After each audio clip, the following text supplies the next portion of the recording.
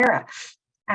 So Sarah is the contact point for the Interreg North West Europe. So she's responsible for the potential applications across the Republic of Ireland, who she supports to get involved in the consortium, makes matches and gets ideas funded. While currently working with EU cohesion funding for regional development, Sarah has over 15 years of experience working with EU funds in a variety of sectors. So Sarah is joining us from Waterford, I believe, Sarah? Yep, the Southern Regional Assembly, Yes. Based in Waterford. Yeah, so Sarah, you're going to give us an overview of Interreg North West Europe funding and the opportunities for SME and industry that are on the call today. That's right. I'll just share my screen. Give me a second, thank you. How's that? Great. Good. So yes, welcome everyone. I'm going to just walk through this type of funding. So this is, Maria went through very interesting projects there, and Ronan's going to follow up with more interesting projects, and they come from a variety of funding sources, a lot of them from the EU. But the one I'm going to present today is, it's an Interreg program, and it's called Interreg North West Europe. And that's under the cohesion policy. So we're just going to go through this particular type of funding today, and you might find it interesting, I hope. So as I was just saying there, this type of funding, it falls under the objectives of the European Union's cohesion policy. And what they're trying to do is have a framework for transnational partnerships. So it's really across various countries, this type of projects that they're looking for. The overall objective is to promote economic and social territorial development through that type of cooperation. So that's where the EU is coming from. In the previous budgetary period, so the 2014 to 2020, of course, the UK was still in the European Union during that time. We financed an awful lot of projects, and in particular in Ireland, we can see that over 30 million was distributed to 88 different Irish partners, and that represented 52 projects where Irish partners participated. And within that, we had 5 projects which were led by Irish partners. So just to give you an idea of the general success of the programme in Ireland. So who was getting that money? So we might find it interesting to see here that the type of partner in the Irish sector, in the Irish different sectors in Ireland that received that money, it was kind of broken down like this, that about a quarter, 25% went to the universities, so higher education and research entities. And interestingly, 32%, which is pretty good, went to industry or SMEs, in particular, private enterprises.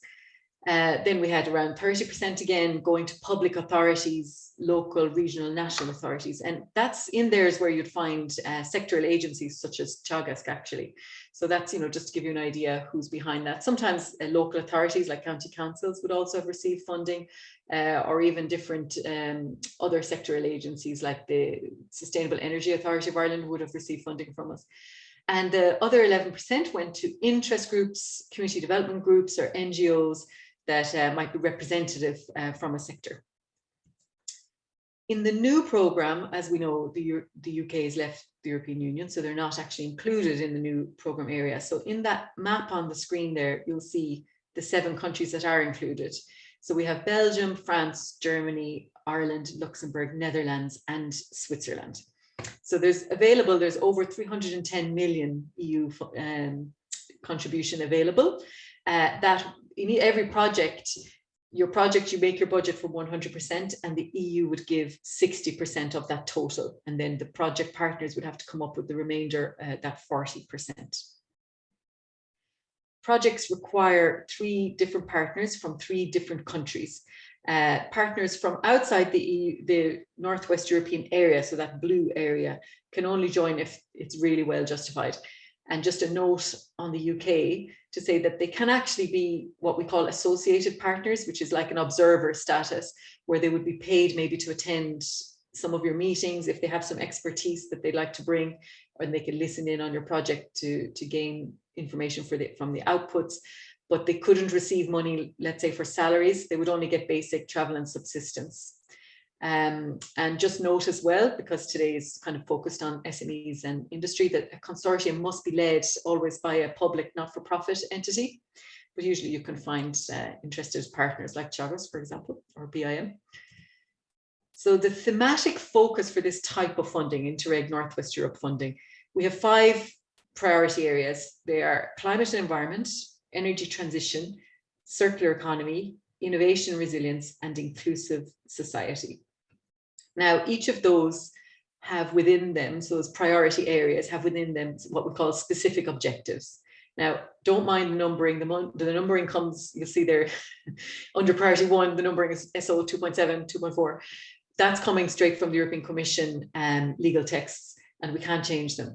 But the message here is that under climate and environment, you have 2 different specific objectives. And in this example here, you can see biodiversity and reducing pollution is 1, and then climate change and disaster risk prevention is the second one.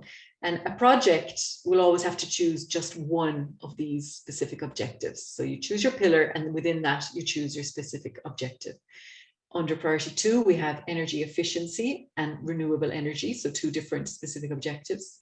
Priority 3, very interested for today, I'd say, circular economy. There's actually just 1 specific objective, so that one's a bit easier to choose from. Priority 4, we have innovation and resilience, where we're looking at the uptake of advanced technologies and things around digitalization. Again, just 1 specific objective. And then under priority 5, which is the inclusive society pillar, we have 3 specific objectives, and they break down essentially into improving access to labour markets, equal access to healthcare, and enhancing the role of culture and sustainable tourism in economic development. So I would always say to partners and interested parties here, you might think straight away, oh, we're working in the marine sector and we're looking to reuse products, straight away go to the circular economy priority area. But I would recommend you take a look, because depending on what you really want to do or what products that you're using, you might find that you have a home in another specific objective. We have, for each of these specific objectives, developed what we call fact sheets. Each fact sheet for every single one of those outlines fairly prescriptively what they want to fund. So we have, what objectives, what are the target groups who want involved, what types of activities want to see, and the types of results that you might see coming out of your project. So I would recommend, even though you might be drawn to, and in the end you might choose circular economy within this, take a look at the others, because there could be something interesting for you there, maybe especially around the innovation and uptake of technologies pillar. So in terms of SMEs, I went into the official legal text and I just tried to see what the European Commission, under the cohesion policy and particularly under this fund, originally envisaged would be the role of SMEs and industry and business support organisations like Mara. And indeed, they're very well appreciated and most welcome in this type of funding. So they point out specifically in the text that they're considered to be economic drivers in the regions, that they believe that the SMEs, business support organizations in particular, could develop resource efficient processes and products. We've seen that from Maria's presentation earlier, that you can help drive behavior change at business and industry level, thus addressing climate change risks, biodiversity, or green or blue infrastructure needs. You are also in a very good position to develop new solutions for digitalization, innovation, and so on, as well as potentially to impact positively employment conditions, and finally also to increase competitiveness in the region around healthcare, tourism, and culture. So those are some of the roles that they would hope that SMEs would bring to the various consortia projects. So in terms of what the projects could do and what SMEs within them could do, what we're always looking for in these projects is kind of activity. You have to choose 2 of these 3 bubbles. So you have to choose, or at least 2 of these 3. You could do all 3 in your project. So you'd have strategies and action plans and pilot actions, or maybe joint training schemes. And by the end of your project, these strategies or pilots are rolled out or scaled up, and the trainings would be completed. So it's that simple, really. But within that, you have all the freedom to develop your idea. So what have others done under Interreg North West Europe? So other example projects that we could share is the, just to give you a feel, and you can take, I would definitely recommend that you take a look at our website, and there's a nice search function for projects, so you can have a look and see what others have done in more detail. You could even take a look at the websites of these particular ones on the screen. The first one there, idea, implementation, development of economic viable algae-based value chains. So that's actually the one that Maria is involved with as well. She didn't mention today, but it's a very interesting one. Big budget across the various countries, over 7 million. The lead partner is coming from Belgium. So you can take a look at that for more detail, or even ask Maria. The next one that I found as a kind of example that might be interesting is this WOW project. So it's business opportunities for raw materials from wastewater. The funding on that one, 6 million, led by Regional Water Authority in the Netherlands. So always public sector lead. The Irish partner in this one was a university, so it's Trinity College, and the contact person is Lawrence Gill, if you want to follow up asking questions. This particular project aimed to develop value chains for the different raw materials from sewage, and they kind of attacked at different levels, similar to those 3 bubbles that I mentioned in the previous slide. So they first of all identified high potential value chains for raw materials. They developed a decision support tool to guide sewage treatment plants in their transition to a circular approach. They built and they ran 3 different pilots in different locations. They created bioproducts made out of the sewage. And finally, they contributed and created, even in some cases, national policy action plans and an EU policy roadmap. So this would be a very typical project kind of design. You know, this is not the same as the Horizon Europe research funding, where they're looking for something really, really innovative and super new.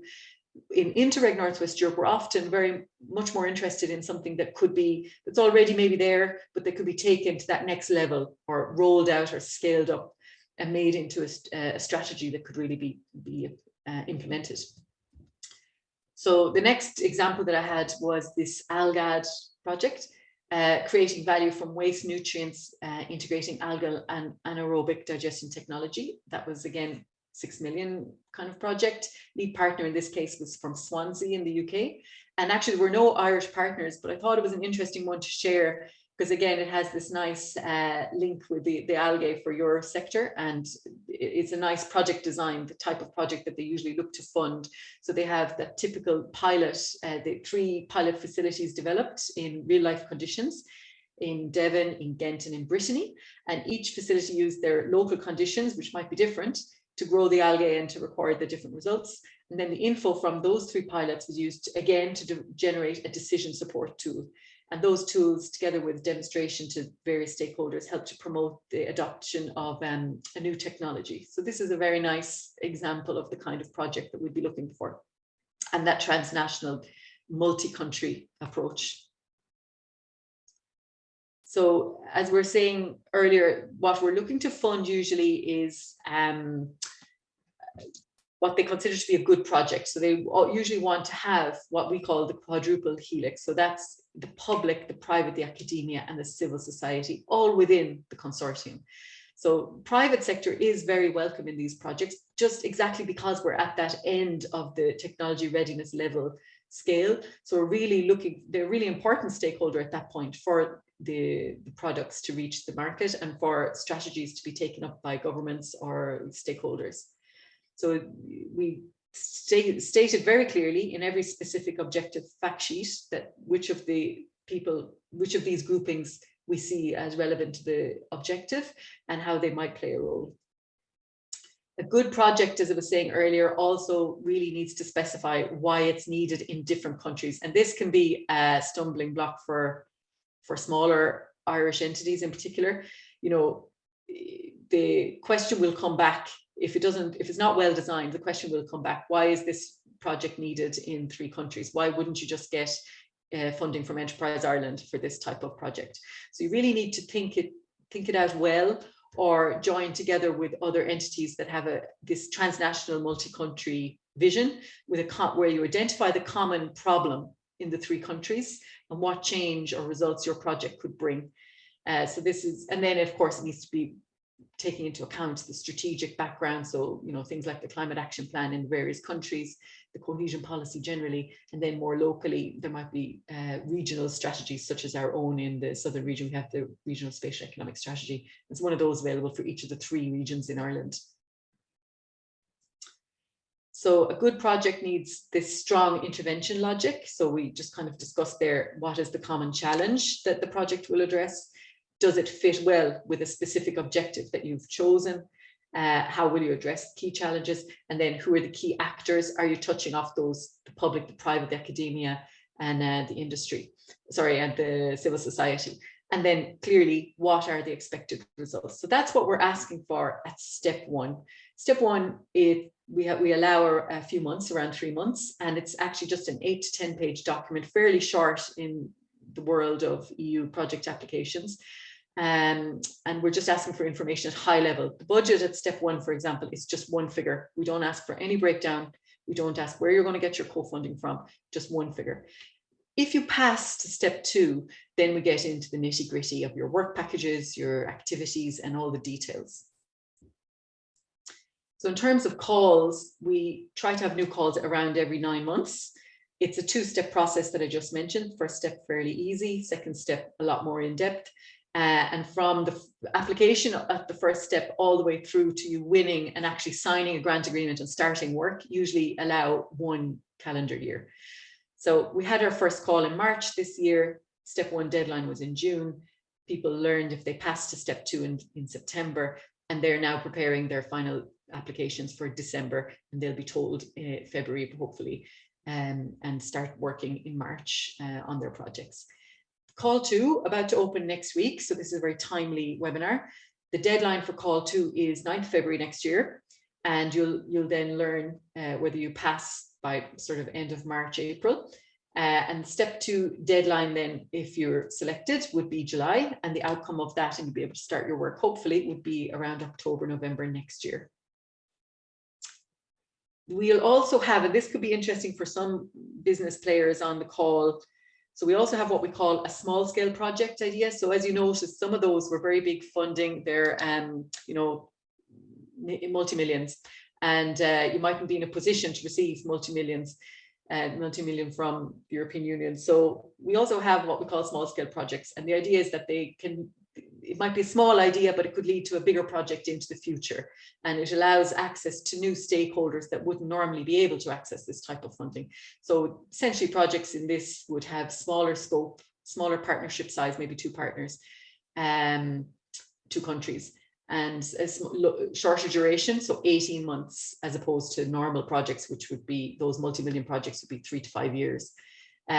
Small scale project is just a 1-step process, and the budget would be around between 200 and 800,000 of EU funds, and you'll even get 6,000 for your preparation costs if you're successful. So the launch date would be 28th of February next year, and the deadline is expected to be in July next year. You can get more information on our website about that in particular. So in terms of, Irish partners finding advice, finding partners for your project, and general info in Ireland, the first thing you can do is contact me. If you have a project idea, you can give me a call. We'll set up a meeting and we can go through your idea and see if it fits, that, especially with that multi-country thing in mind. I have a link there. I might put it into the chat, or the colleagues might share these slides at the end. Where you can sign up to our Irish partners mailing list. Now, this allows me, the national contact point, to find you when I'm approached by international consortia that need Irish expertise. So, for example, a Dutch consortium might need access to a company in Ireland that are really experts working with the particular bioplastics or something. And I, with your keywords, I'd be able to find you and say, look, are you interested in joining this consortium? They need someone like you. And also just basically subscribes you to a newsletter where you'll get updated on our calls as they are published. You can also sign up to the general newsletter for all the different countries. And we have what we call the applicant community platform. Someone described that as a kind of a dating website for finding partners. So you can go and see the CVs of other entities, see if you'd like to invite them to join your project idea. Or people also put up project ideas, and you can, if you find it interesting, you could contact them and say, look, we'd like to join your project. We think we could add value. And then we'll also have project idea forums, which are like conferences with hundreds of people with posters about their project idea. That's kind of in person, and they are organized once or twice a year by the Joint Secretariat. The next one will be in Dusseldorf, 29th of November, and the deadline to sign up to that is actually the 14th of November, so next week, next Tuesday. And if you want to sign up to that Dusseldorf conference, you can just go to our website and you'll find all the info there, and also the Twitter for Southern Region Assembly. So I'm sorry I flew through the end there, but I wanted to leave a little bit of time for questions, Cliona. Not at all, Sarah. That was really informative and gives a great overview, I suppose, of the benefits for SMEs if they'd like to look at EU funding for projects. I suppose I'll kick off with my own question first. Normally with SMEs, especially startups, it can be seen as risky for funders. So what's, I suppose, the Interreg take on that? Yeah, so yes, the SMEs and of course startups, yeah, they are risky. So we know this, but they are also welcomed as stakeholders. So what they do is, first of all, they're not permitted to be the lead partner. So that's reducing risk. So you just be a full partner. And the other thing that we do is they carry out some financial checks, and they might ask for some background information about, you know, audit accounts for the last 2 years. If you're very new and you don't have those, you can also provide a letter with some investment backers that might give some support to you. So normally, if you're interested and you're of value, they would consider the risk benefit. And we've seen lots of SMEs be successful in these consortia. Mm-hmm, mm-hmm. Okay, great. We have a few questions here. Again, a few from somebody named as myself. So from your experience, Maria and Sarah, is there a good number of partners? I'm always afraid of too many partners and too many to coordinate for projects. So I can take this from an Interreg North West Europe perspective. So this type of funding that I'm working for, because it's across 3 countries, you're going to have a lot of partners. These consortia are bigger, but this is not the same as a typical research project where you might want to limit your number of partners.